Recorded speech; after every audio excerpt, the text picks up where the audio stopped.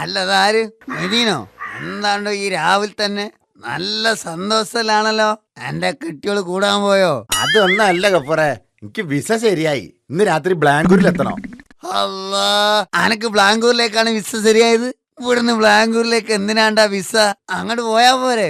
എന്റെ ഗഫൂറെ, വിസ മാസ്കറ്റിലേക്കാ. ബാംഗ്ലൂരിൽ ഇന്റർവ്യൂ ഉണ്ട് നാളെ രാവിലെ. ഇപ്പൊ തന്നെ പുറപ്പെടണോ? ഈ എന്റെ കൂടെ വരണം. പഠിച്ചോനെ, ബാംഗ്ലൂരിലേക്കാ?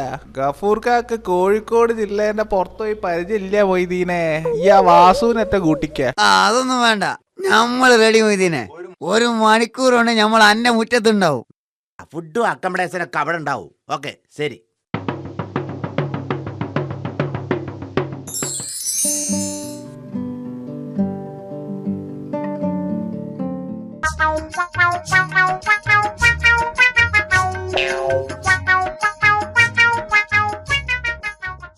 ഇതെന്താണ്ട് ഗഫൂറെ, ഈ എങ്ങോട്ടാണ്?